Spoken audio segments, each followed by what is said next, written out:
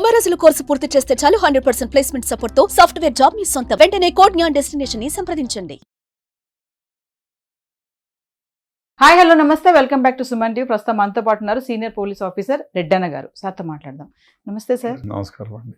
Sir, pastor Praveen death చూస్తున్నాం మనం. చాలా డౌట్స్ వస్తున్నాయి, అనుమానాల మీద అనుమానాలు ఉన్నాయి. మరి పోస్ట్ మార్టం రిపోర్ట్ అనేది ఇప్పటి వరకు కూడా రిలీజ్ చేయలేదు. దానిపైన కూడా నిరసనలు కూడా చేస్తున్నారు. ఒక్కసారి అంటే మీ అనలైసిస్లో ఎందుకు డిలే అవుతుంది? అసలు పోస్ట్ మార్టం రిపోర్ట్ ఇన్ని రోజుల తర్వాత కూడా రాలేదు అంటే ఒకసారి దాని గురించి ఏం చెప్తారు? ఇప్పుడు మామూలుగా ఆయన చనిపోయింది ఎప్పుడు? 24 సార్. 24 నైట్, అంటే 25 మార్నింగ్. పిఎం ఎప్పుడు అయి ఉంటుంది? 25 అయిపోయి ఉంటుంది పోస్ట్ మార్టం. సో 26వ తేదీ ఇవన్నీ కలెక్షన్ చేసినవన్నీ పోలీస్ స్టేషన్కి తెస్తారు. 26, 26, 27 ఇమ్మీడియట్గా 27వ తారీఖు 27, 28 పంపిస్తారు. ఎక్కడికి? వాళ్ళు సీల్ చేసి ఇచ్చుంటారు, అది ఎఫ్ఎస్ఎల్కి పంపిస్తారు. 28 ఎప్పుడు వేసిన తర్వాత మామూలుగా అయితే ఈ హాలిడేస్లో వాళ్ళు రారు. సో హాలిడేస్లో వచ్చినాయి కదా 2-3 రోజులు. రంజాన్ వచ్చింది, ఉగాది వచ్చింది. ఉగాది ముందు రోజు కూడా ఏదో హాలిడేనా ఏమన్నా ఉందో ఏమో తెలియదు మరి. అదే కాకుండా మామూలుగా అయితే అటు పోగానే ఇటు వచ్చేది మామూలుగా. అంటే మామూలుగా ఇట్లాంటి 10 యాక్సిడెంట్లు అయినాయనుకోండి. ఇప్పుడు జనరల్గా ఇప్పుడు ప్రవీణ్ పగడాల గారిది కూడా పోతూ ఉండే యాక్సిడెంట్ అయి ఉంటేనో, లేకపోతే ముందర టైర్ పేలిపోయి కింద పడిపోయి యాక్సిడెంట్ అయి ఉంటేనో, లేదు ఆయన పోతూనే ఏదైనా సన్ స్ట్రోక్ వచ్చి కింద పడి యాక్సిడెంట్ అయితేనో, లేకపోతే వెనకాల నుంచి ఎవరైనా కొట్టి యాక్సిడెంట్ అయితేనో, లేకపోతే ఎవరైనా అటాక్ చేసి ఉండి పగటిపూట అయ్యి అక్కడ ఐ విట్నెస్ అయి ఉంటే, సో ఈ ఎప్పుడు వచ్చినా కూడా ప్రాబ్లం ఉండదు. అంతే కదా. ఇక్కడ ఏమైందంటే సస్పీషియస్ డెత్ అయిపోయింది. ఒక్కొక్కళ్ళు ఒక్కొక్క రకంగా అన్వయించుకుంటున్నారు. జనరల్గా ఏమంటే మీరు ఒక వ్యవహారంలో ఎవ్వరికీ తెలియని వ్యక్తి ఒక దగ్గర చనిపోతే, జరిగింది కూడా యాక్చువల్గా. అయితే ఈ 2 గ్రూపులకు సంబంధించిన వాడు మీరు చంపి మా దగ్గర వేసినారు, మా పైన కేసు పెట్టడానికి. ఇది 27 ఏళ్ల క్రితం జరిగింది అనంతపూర్ జిల్లాలో ఫ్యాక్షన్ విలేజ్లో. వాళ్ళు అరే కాదు మా పైన కేసు వేయాలని వీళ్ళు, యాక్చువల్గా జరిగింది వేరే అక్కడ.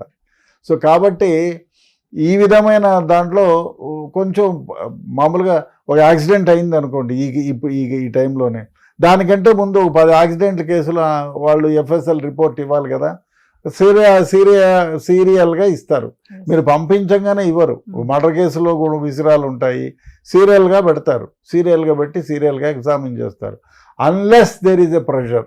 ఒక ఎఫ్ఎస్ఎల్ డైరెక్టర్ లేదండి ఇమీడియట్గా పంపించండి, డైరెక్టర్ జనరల్ ఆఫ్ పోలీసు లేకపోతే హోమ్ మినిస్టరు, హోమ్ సెక్రటరీనో స్పెషల్గా ఒక లెటర్ రాస్తే డూ ఇట్ ఇమీడియట్లీ అంటే చేస్తారు. లేదు అంటే క్రానలాజికల్ ఆర్డర్లో ఇప్పుడు ఈయనకంటే ముందు యాక్సిడెంట్లు, మర్డర్ కేసులు ఇంకా ఏమన్నా ఉన్నాయనుకో అవి చేసుకుంటూ వస్తారు. అది చేయలేదు, అటు విధంగా చేయకుండా ముందరకే చేసినారంటే ఎందుకు ఇది ముందర చేసినావు, వాట్ ఈజ్ యువర్ ఇంట్రెస్ట్ అని అడగడానికి చాలా వ్యవహారాలు కూడా జరిగినాయి. ఎందుకు ఇంత తొందరగా చేసినారు, దీనికి ముందు లేవా, ఎందుకు ఇచ్చినారు రిపోర్టు అనేది క్వశ్చనింగ్ చేస్తారు. కాబట్టి వాళ్ళు unless you have a requisition they will not do it. మామూలుగా రిక్విజేషన్ ఇస్తే సీరియల్గా వాళ్ళు చేస్తారు, అదేవిధంగా కూడా రిలీజ్ చేస్తారు. బహుశా ఇది హాలిడేస్ 2 వచ్చాయి, 2 రోజులు హాలిడేస్, రంజాన్ వచ్చింది, ఉగాది వచ్చింది. వాళ్ళు అప్పటికే చేరుంటుంది. అక్కడ చేరిన తర్వాత కూడా ఎఫ్ఎస్ఎల్కి ఇచ్చిన తర్వాత వాళ్ళు రికార్డులో ఎంటర్ చేసుకోవడానికి 1 రోజు పోతుంది. ఆ తర్వాత ఆ సీరియాలిటీ కోసం పక్కన పెడతారు. ఆ తర్వాత హాలిడేస్ వచ్చాయి 2 రోజులు. ఆ హాలిడేస్ వచ్చిన తర్వాత దీనికంటే ప్రయారిటీ ఉన్న కేసెస్ ఏమిటో చూస్తారు. ఆ విధంగా నెమ్మదిగా చూసుకుంటూ వస్తారు. వాళ్ళు ఎఫ్ఎస్ఎల్కి కూడా విసిరా అవి రిలీవ్ చేసేదానికి 10 టీములు ఉండవు, 1-2 టీములు ఉంటాయి. వాళ్ళే చేయాల్సి వస్తుంది. అది క్షుణ్ణంగా చేయాలి కాబట్టి ప్రతి ఒక్కటి సో టైం పడుతుంది. 1 రోజు పట్టచ్చు, 2 రోజులు పట్టచ్చు. ఈయనకంటే ముందు ఇంకా 10 కేసులు ఉన్నాయనుకోండి, లేదు ఆ ఎఫ్ఎస్ఎల్లో ఆ పర్టికులర్ రిపోర్ట్ ఇచ్చాయన హెల్త్ బాగాలేకో వేరే విధంగానో లీవ్ పెట్టాడు అనుకోండి, అది వేరే ఎవడన్నా వచ్చి చేయడానికి వీలు లేదు. Particular expert has to do it. పోనీ అట్లా ఎక్స్పర్ట్ 4 ఉంటే నువ్వు కాకపోతే నువ్వు రావయ్యా అని చేస్తారు. సో ఆ concern officer you do it అని ఎండార్స్ చేస్తారు. సో ఫలానా వాళ్ళకు ఎండార్స్ చేయమని. సో ఆ విధంగా డిలే అయ్యి ఉండొచ్చు అనేది నా అభిప్రాయం. అంటే మీరు అన్నట్టుగా సార్ ముందు ఇచ్చేస్తే హడావుడిగా ఎందుకు ఇచ్చారు అని అంటారు.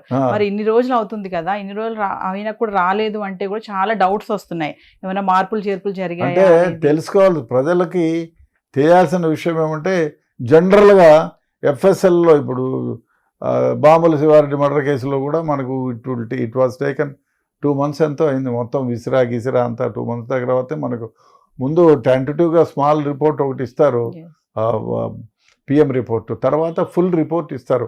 విసిరా ఎగ్జామిన్ చేయాలి, దాంట్లో ఏమేమి ఉన్నాయి అదంతా ఒక పెద్ద ప్రొసీజర్ ఉంటుంది. మనం చెప్పంగానే ఇటు కూర్చి అటు చూసి ఇచ్చేది ఉండదు, కాబట్టి డిలే అయి ఉంటుంది. దాంట్లో అదే కాకుండా దీనికంటే ముందు ప్రాసెస్లో ఉండేటివి ఉంటాయి అనుకోండి, ఇంపార్టెంట్ ఇది you have to do it అంటే చేస్తారు ఆగమేఘాల పైన, అదేమి లేదు. కాబట్టి ఇది డిలే అయి ఉంటుంది. అంతేగాని మనం ఇటు పోగానే ఆపరేషన్ థియేటర్లోకి ఎవరినో పేషెంట్ తీసుకుపోయా అది చేయకపోతే చనిపోతాడు ఇమ్మీడియట్గా చేయండి అనే పరిస్థితి కాదు కదా. అందువల్ల కొంచెం డిలే ఉంటుందని నా అభిప్రాయం. సార్ మీరు మామూలుగా అన్నారు కదా టెంటేటివ్గా స్టార్టింగ్ ఒక రిపోర్ట్ ఇస్తారని చెప్పేసి, మరి పాస్టర్ ప్రవీణ్ గారి విషయంలో అలాంటిది ఏమైనా ఇవ్వడం జరిగిందంటారా? మామూలుగా ఇస్తారు. జనరల్గా యాక్సిడెంట్ అయింది, we examined these, so many injuries are there, this kind of injuries. ఇప్పుడు ఎక్కడైనా ఇప్పుడు తనంతకు తాను జారి పడిన యాక్సిడెంట్ అయింది అనుకోండి, ఆ జారుడుతో అయినటువంటి దెబ్బలు ఉంటాయి. ఎవరన్నా కొట్టారనుకోండి, కత్తితో కొట్టారనుకోండి, అది బాగా deep injuries, deep cut injuries ఉంటాయి. అదేవిధంగా బ్లంట్ దాంతో కొట్టారనుకోండి, బ్లంట్ ఇంజరీస్ ఉంటాయి, వాతలు ఉంటాయి, అవన్నీ ఉంటాయి.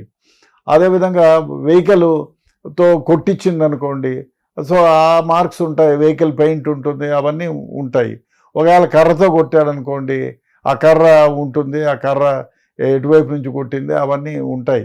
సో కాబట్టి ఏ విధంగా వాళ్ళు ఇన్ని ఇంజురీస్ ఉన్నాయి, ఏది బాడీ పైన ఇక్కడ ఇంజురీస్ ఉన్నాయి, ఈ ఇంజురీస్ నేచర్ ఏమిటి, ఒక కట్ గాయం ఉందనుకో 2 అంచులు ఇంటూ 1.5 ఇంచు, 6 ఇంచులు ఇంటూ 1.5 ఇంచు, అట్లా ఆ ఇంజురీ యొక్క నేచర్ ఎట్లా ఉంది అనేదాన్ని ఒక ప్రిలిమినరీ రిపోర్ట్ ఇస్తారు. సో మామూలుగా ఇప్పుడు డ్రంక్ అండ్ డ్రైవ్ కేసెస్ కానీ, మామూలుగా చనిపోయిన యాక్సిడెంట్స్ కేసెస్ కానీ, ఈ పోస్ట్ మార్టం రిపోర్ట్ అనేది ఎన్ని రోజుల్లో ఇస్తారు సార్? అసలు డ్రంక్ అండ్ డ్రైవ్ అయితే ఇన్స్టెంట్. డ్రంక్ అండ్ డ్రైవ్లో పెట్టంగానే ఊతారు, పాయింట్ వస్తుంది, అది ఇన్స్టెంట్. ఇంతకుముందు అయితే అట్లా కాదు. డ్రంక్ అండ్ డ్రైవ్ బ్లడ్ తీసుకొని బ్లడ్ ఎఫ్ఎస్ఎల్కి పంపించి వాడు బ్లడ్లో ఎంత ఆల్కహాల్ ఉంది అనేది చూపించేవాళ్ళు. ఇప్పుడు అట్లా కాదు కదా. ఇప్పుడు లేటెస్ట్ మెషిన్ వచ్చింది, పెట్టి ఊదంగానే 100 పాయింటా 200 పాయింటా ఎంత వస్తే బాబు దాంట్లో వచ్చేస్తుంది, ప్రింట్అవుట్ వస్తుంది. So you have drunken so much of the. ఎందుకంటే మీరు ఎవరైనా డ్రింక్ తాగితే మీరు ఊపితే మీ ఊపిరితిత్తుల్లోకి వస్తుంది, తాగిందంతా కడుపులోకి పోయి కడుపులో నుంచి ఊపిరితిత్తుల్లోకి వచ్చి కొంచెం ఎవాపరేట్ అవుతుంది, కొంచెం గుండెలోకి పోయి గుండె నుంచి మళ్ళీ శరీరంలోకి పోయి యూరినేషన్ కొంత పోతుంది. ఆ విధంగా శరీరంలో ఉన్నది బయటికి వెళ్ళిపోతుంది. సో ఆ వెళ్ళిపోయే క్రమంలో మీ ఆల్కహాల్ ఎంత ఊపిరితిత్తుల్లో ఉండేది ఊదిన దానివల్ల తెలుస్తుంది. ఇట్ ఈస్ ఇమ్మీడియట్గా తెలుస్తుంది. అట్లా కాదు కదా యాక్సిడెంట్ రిపోర్ట్లు అంటే. విసిరా సపోజ్ ఎక్కడైనా తాగినారు, ఓ మర్డర్ కేసులో ఉందనుకోండి, తాగినారు, ఆయన తాగిన తర్వాత వాళ్ళు చంపారు అనుకుందాం, ఓ 4 ఫ్రెండ్స్ కూర్చొని తాగిన తర్వాత చంపారు, మేము తాగలేదు ఆయన తాగలేదు అన్నాడు అనుకోండి, అట్లా కాదు కదా. విసిరా అంతా తీసుకుంటారు, దాని పోస్ట్ మార్టం రిపోర్ట్ అయిన తర్వాత వాళ్ళంతా ఎఫ్ఎస్ఎల్కి పంపిస్తారు, అదంతా కలెక్షన్ చేసి ఎంత తాగినారు, ఆ డెత్ ఆఫ్ టైమింగ్ ఏమిటి, వాళ్ళు తాగిన తర్వాత ఏ విధంగా ఉంది, ఆయన హార్ట్ ఏమైనా అయిందా, స్మాదరింగ్ ఏమైనా అయిందా. కొందరు తాగగానే పడిపోయినాడు మాకు తెలియదు అంటారు. దిండు చూసి ఇప్పుడు మామూలుగా పొద్దున్న చాలా కేసెస్లో అమ్మాయి చనిపోతే నాకు తెలియదు, మా మామగారు కూర్చొని ఉన్నారు, నేను వచ్చి చూసేటప్పటికి పలకలేదు, మామయ్యని ఇంటికి ఫోన్ చేశాను, చూస్తే చనిపోయి ఉన్నాడని చెప్పిన సందర్భాలు ఉన్నాయి. అది మళ్ళీ హాస్పిటల్కి పంపించి పోస్ట్ మార్టం రిపోర్ట్లో చూస్తే డెత్ డ్యూ టు స్మాదరింగ్, అంటే ఊపిరి ఆడకుండా చేసి చంపారని. సో దానికి ఇట్ విల్ టేక్ టైం, వాళ్ళు ఎగ్జామిన్ చేసి అదంతా. తర్వాత ఆయన తాగి ఉంటే ఇంకా తొందరగా చచ్చిపోతాడు ఊపిరి ఆడకపోతే. సో అవన్నీ విసిరా అంతా కలెక్ట్ చేసి దాంట్లో ఎంత ఆల్కహాల్ ఉంది, what is the quantity of alcohol he has taken, అవంతా వస్తాయి. కాబట్టి పోస్ట్ మార్టం రిపోర్ట్లో వస్తే తెలుస్తుంది మనకి ఆయన చావుకు కారణం ఏమిటి. ఫుల్ రిపోర్ట్ వస్తే దానిపైన కూడా మళ్ళీ క్వశ్చన్ వేయచ్చు, అనుమానాలు రేయించవచ్చు.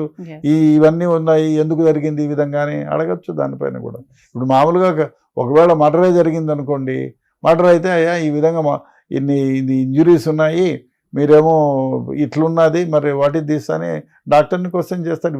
మళ్ళీ ఆల్ మర్డర్ కేసెస్లో డాక్టర్ ఇచ్చిందే ఫైనల్ ఏం కాదు, ఆయన ఇచ్చిన రిపోర్ట్ పైన ఆయన పోస్ట్ మార్టం చేస్తారు అడ్వకేట్స్. అది ఉంటుంది. ఆ పిఎం రిపోర్ట్ సరిగ్గా కొట్టేసిన కేసులు కూడా ఉంటాయి. పోస్ట్ మార్టం చేసిన వాళ్ళ పైన కూడా మళ్ళీ రిపోర్టింగ్ ఉంటుంది. పోస్ట్ మార్టం రిపోర్ట్ చేసిన వాళ్ళని కోర్టుకు పిలిపిస్తారు, కోర్టులో క్రాస్ ఎగ్జామిన్ చేస్తారు, చీఫ్ చేస్తారు, ముందు మళ్ళీ క్రాస్ ఎగ్జామిన్ చేస్తారు. దాన్ని జడ్జి గారు విని ఈయన చెప్పేది ఏ విధంగా ఉంది, ఇది కేసుకు సంబంధంగా ఉందా, లేదు ఎగ్జాజరేట్గా డబ్బులు వంకేసి ఏమన్నా చేశాడా, ఇవన్నీ వస్తాయి. వచ్చిన తర్వాతనే ఆయన ఎవిడెన్స్ని ఏ విధంగా ఇచ్చాడు. కొందరు బాగా రిపోర్ట్ రాసింటాడు, చెప్పేదానికి రాదు, దానివల్ల కూడా కేసులు అక్కుటైన సందర్భాలు ఉన్నాయి. సో కాబట్టి ఇది ఇప్పుడు పిఎం రిపోర్ట్ రావడానికి టైం పట్టిండొచ్చు. బహుశా ఇవాళ రేపట్లో, ఎందుకంటే ఇంత గగ్గోలు అవుతూ ఉంది కాబట్టి రెండు రాష్ట్రాల్లోనూ డెఫినెట్గా గవర్నమెంట్ కూడా ప్రెషర్ ఇచ్చేసి బాబు తొందరగా క్షుణ్ణంగా ఎగ్జామిన్ చేసి ఇవ్వండి అని చెప్పొచ్చు. లేదా పోలీస్ డిపార్ట్మెంట్ వాళ్ళు కూడా ఎందుకు వచ్చిన తొందరగా చేయండి, ఈ మిగతా వ్యవహారాలు కూడా ఉంటాయని చెప్పి డెఫినెట్గా ఆ విధంగా చెప్పి తొందరగా తీసుకున్నారని ప్రయత్నం చేస్తూ ఉంటారనుకుంటా. Thank you sir.